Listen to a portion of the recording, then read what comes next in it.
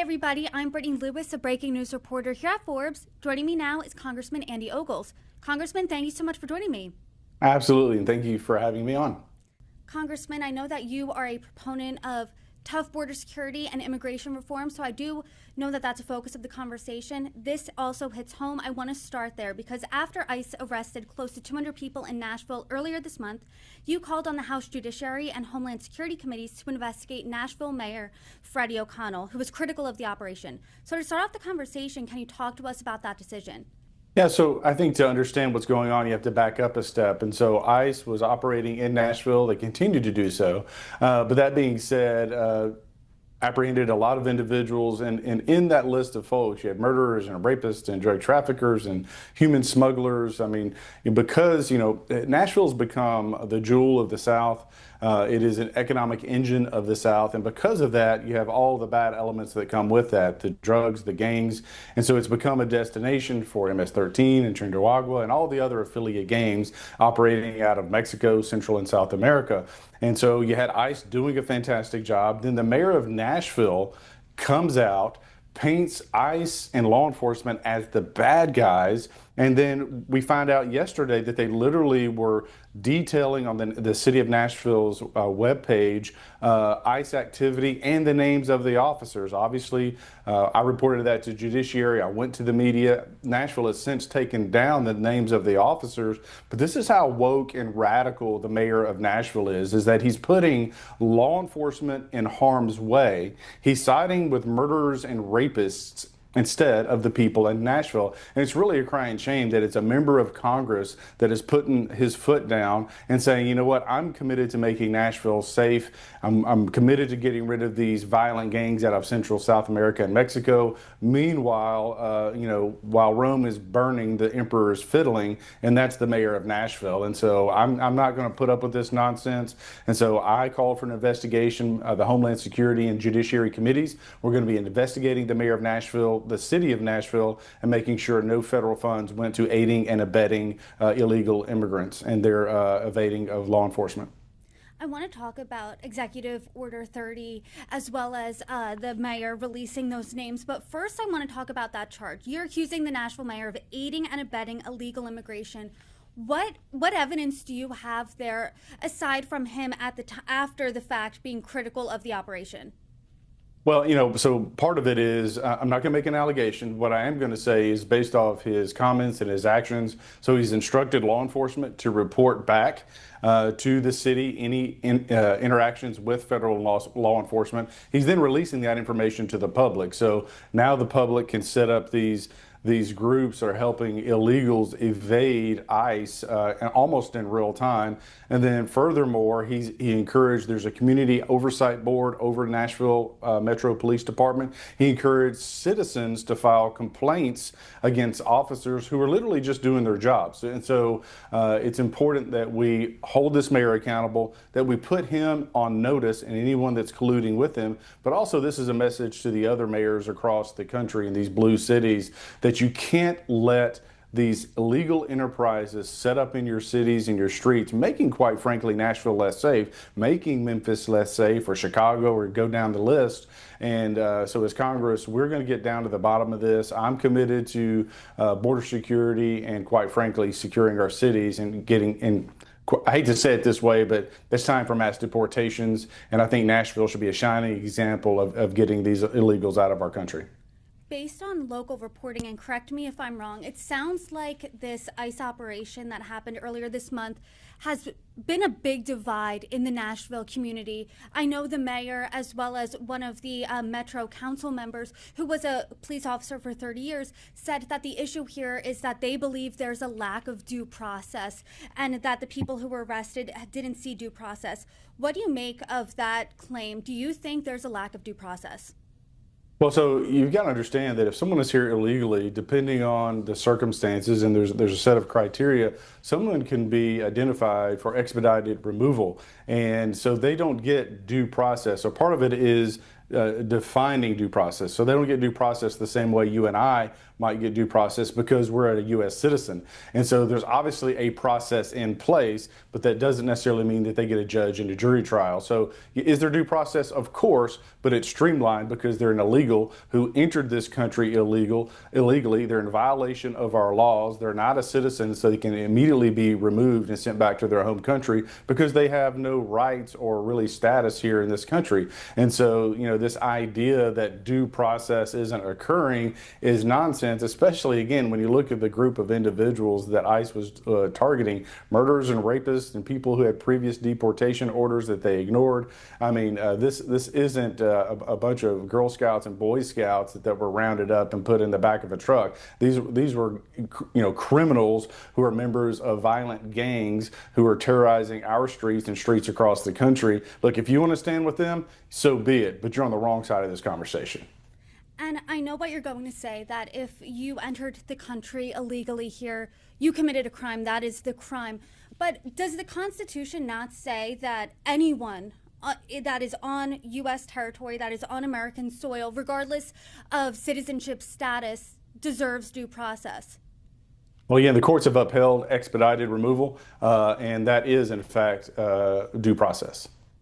And I want to talk about what the mayor's been saying, because he said that the communication that he posted that you took issue with is part of an executive order that came from the previous administration, and then he just amended that executive order to speed up the timeline regarding immigration communications from 3 days to 1 day. What do you make of that? He's saying, hey, you know what, this was part of the past administration. Well, the Nashville mayor is a woke activist, and so he is on the wrong side of this conversation. He and his office have received a wave of backlash, and so now they're trying to CYA and try to cover their tails and make light of this situation. But look, at the end of the day, he was encouraging individuals to harbor illegal criminals who are in this country, and I'm not going to stand for it. The people of Nashville don't want it, and the support that I've received, my office has received, and quite frankly, attention from around the country is saying thank you for doing what you're doing, because enough is enough. And look, if you go back to the previous administration, the Biden administration allowed this country to be invaded by illegal immigrants. And look, I understand that people want to come here to have a better life, they want a better future for their children or their future children. But that being said, you've got to do it the legal way. And unfortunately, we have a class of citizens in this country who are here illegally, many of which don't have Social Security numbers, which makes them a target. They're preyed upon. They get lesser wages, lesser living conditions, and they become victims of their status. And so we've got to fix this. Part of it's securing the border, part of it's deportations, and of course, those people that are here illegally, what do you do with them? That's a conversation for another day.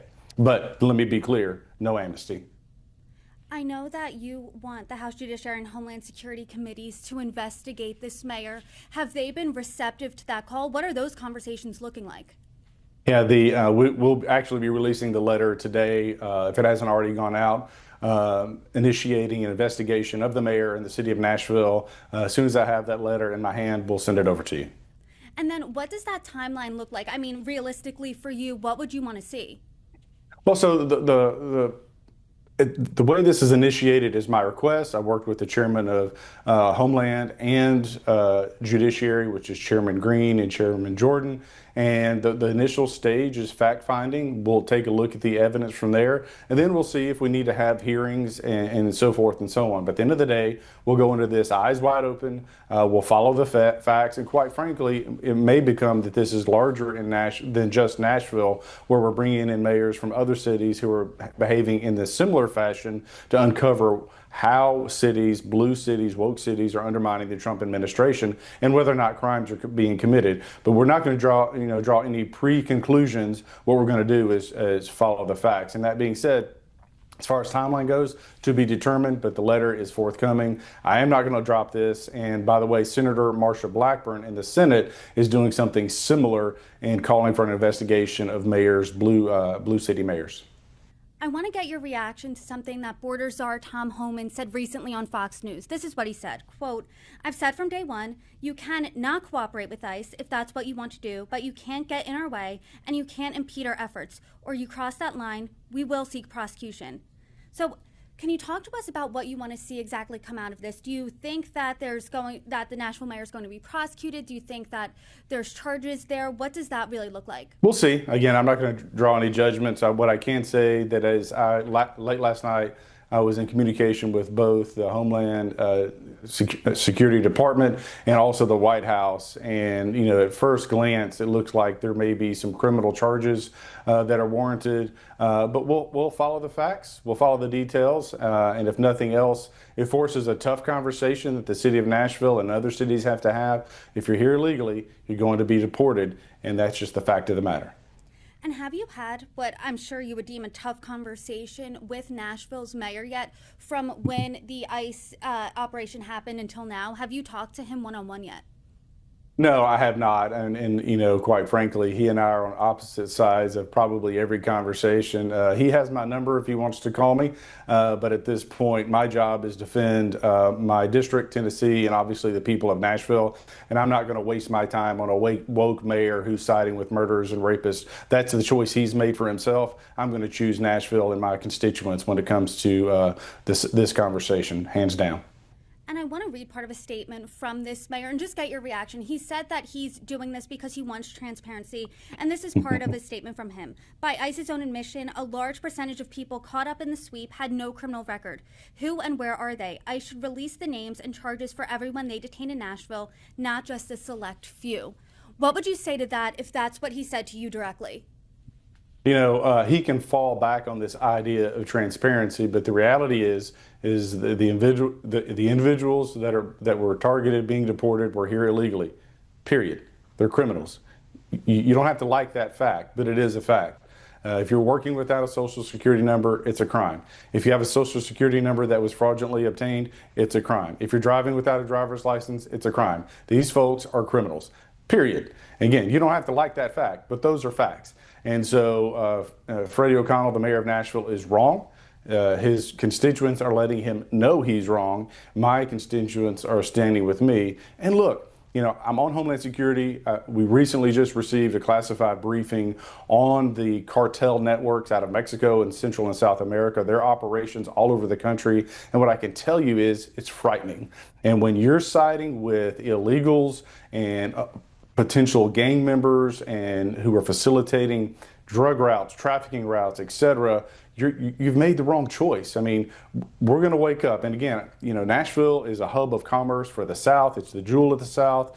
It's booming. It's one of the leading cities in the country. And that's also attracting all of the cartel and the gang elements, MS-13, Trinidad, and the list goes on. We've got to have a zero tolerance policy to illegals in our community, because we're going to wake up one day and we're going to have illegals will have taken parts of the streets, or parts of our communities rather, and it'll be hard to get that back. So again, I'm going to triple down on this issue. I'm sorry, if you're here illegally, you're going to get deported. And of course, if you're a member of the gang, one of those gangs, you should be in seek-out prison in El Salvador. Congressman, something that stuck out to me in the beginning of this conversation was you saying something to the effect of, I'm a member of Congress and I have to step in here. And Republicans have been critical in the Obama years and the Biden years of federal overreach. If you had a criticism here of, hey, is this federal overreach? What would you say to that? Well, illegal immigration is a federal issue. So I'm not weighing in on which potholes are being fixed and how the city schools are being managed. What I am saying is that we have a federal operation taking place in Nashville. You have a mayor who is potentially interfering with that federal operation. He picked this fight and he's going to lose. And I do want to change gears just for a second now. You do sit on the Homeland Security Committee. You recently went on a bipartisan trip to El Salvador. Can you talk to us a little bit about that trip? Yeah, so El Salvador obviously is a country that has been in the news a lot because of the CCOT prison. Some will call it notorious, but it's only, or infamous perhaps, but it's only notorious because of the folks that are there. And so, there's been a lot of members of Congress who have wanted to go to El Salvador, and they've been turned away at the prisons. But that being said, the president, Bagali, he invited myself and a couple of other members of Congress to come meet with him to talk about El Salvador's story. Keep in mind that since the 80s, civil war, dictators, gang violence, the country has been wrought with violence. And roughly 3 years ago, Bagali came into power and he cleaned up the country. And so now you have a situation where just a few years ago, you and I couldn't have walked down the street and been safe in El Salvador, but now we could. I traveled to the country, met with the president, the ambassador, and the foreign minister. We went to the prison, and what I can tell you is, now, granted, this is the worst that society has to offer. We talked to one individual. By the way, one of them was from Nashville, but talked to an individual who's all tatted up, MS-13. He joined the gang when he was 13. And the question was asked, why are you here? He said, homicide. And so how many people have you killed? And he said 50. So here's an individual who's operating in the United States of America, a representative of MS-13 between Virginia and New Hampshire, and he's killed over 50 people. So when you have a woke mayor like Freddie O'Connell, and he's defending illegals, he's defending members of MS-13 or Trinidad or whatever gang they're affiliated with being deported, that's who he's defending. He's siding with serial criminals over the people of his community. And by the way, just a few days ago in Brentwood, a suburb of Nashville, he had a group of Chilean gang members who were arrested because they were rampaging through Brentwood, serial burglars. We had an individual, a victim of one of those gangs, 15 years old. She was home by herself. She was in the bath. Her father, I think it was her father, saw on the cameras that someone was breaking into the house, and she hid while they ransacked the home. I mean, you're going to defend those folks who are terrorizing a 15-year-old girl who's in a bathtub? No, I don't think so. Enough is enough. CCOT is a place where the worst of the worst go, and there's a whole lot of people in Nashville that should be sent there right now.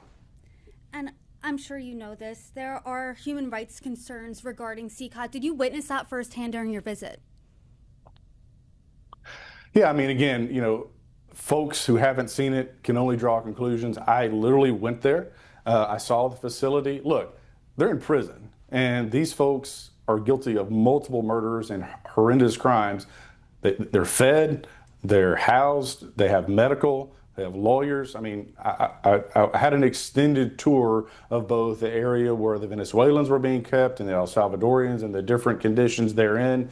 And again, it's prison. It's not day camp. It's not church camp. And so they're giving the opportunity for physical activity, albeit limited. They're given the opportunity to read the Bible. But that being said, they're there because of a choice they have made. And look, Bugali's come in and cleaned up his country. This is country, again, that's been wrought with violence. And if you're a member of a gang in El Salvador, the minimum sentence is 20 years because he has a zero tolerance policy towards these violent gangs in his community. And quite frankly, we need to learn from that and understand that MS-13 is not our friend. Trinidad is not our friend. They're not in our communities for benevolent purposes. They're here to commit crimes, to make money, to terrorize that community, and we need to fight back. As I mentioned, this was a bipartisan trip. Congressman Gonzalez, a Democrat from Texas, was also there, and he said this, that he and the president of El Salvador discussed the detention of individuals from the United States. As a U.S. lawyer, I have concerns about whether due process and constitutional protections are being followed, specifically regarding the detention of foreign nationals. Do you share those concerns? Well, look, anytime someone's being detained, you want to know that there was some process in place that justifies their being there. But having seen those individuals and their tattoos and the markings for murders, I'm fairly confident. Again, I didn't go through each individual that was in the prison. I didn't look at every one of their files, but I'm fairly certain that the folks there belong there. And Congressman, to end the conversation here, this was a bipartisan trip. So in that spirit, do you think there's a lot of room or any room that you can work with Democrats when it comes to border security, when it comes to immigration? Yeah, look, if someone gets it and they want to secure the border and they want to create, go back to law and order and making sure that people are here legally, I'm happy to have that conversation. But, I'm a no amnesty kind of guy. You came here illegally. Look, if I travel to the United Arab Emirates and I sneak in, they're not going to pat me on the head and say, oh, you're nice, we're going to let you become a citizen. No, they're going to deport me. If I get a 1-year work visa and I overstay that visa, they're going to deport me. If I'm there on a work visa and I commit a crime, they're going to put you in jail. I mean, this is a common sense approach, and that's the way the rest of the world does it. And this idea that we have to do it differently because we're the United States of America, I would argue that we should do it our way, which is the law and order way that says if you want to come to this country, it's a privilege, not a right. It's a privilege to come here. We get to decide who comes in. We get to decide who has to leave. End of the story. We are a country that was built on legal immigration, not illegal immigration. We have a whole cadre of folks that served in the Great War, that greatest generation who came here legally because they wanted to be a part of something bigger and they wanted to do it the right way. We have a whole host of folks who have come here illegally and they want to come here to leech off the system. And I, for one, am not going to stand for it. Just to that point, I mean, critics say that the way the United States is doing it now by deporting people to El Salvador, some of those people aren't even from El Salvador. They take issue with that.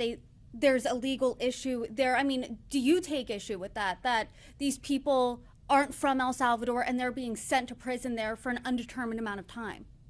Well, keep in mind the folks that are being deported are guilty of multiple heinous crimes.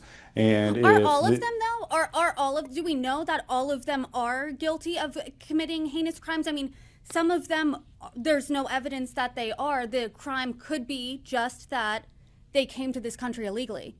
What I can tell you is from my visit, the people that are in CCOT prison are all guilty of murders or other heinous crimes, rapes and drug trafficking and human smuggling, et cetera. And so if you're guilty of those crimes and you get sent to CCOT, it's because of a choice you made. But even the case, there's recently a high-profile case that came through Nashville, and the guy was smuggling individuals through Nashville. So again, if you're a human smuggler, that's a crime. People get victimized on the routes of human smuggling, and so again, if you want to be a criminal and you want to smuggle people into this country, if you're going to be an MS-13 member and you're going to kill people, if you're going to drug traffic, just know that at the end of that story, the light at the end of the tunnel is CCOT prison. Congressman, I appreciate your time today, and immigration is going to continue to be a top issue here.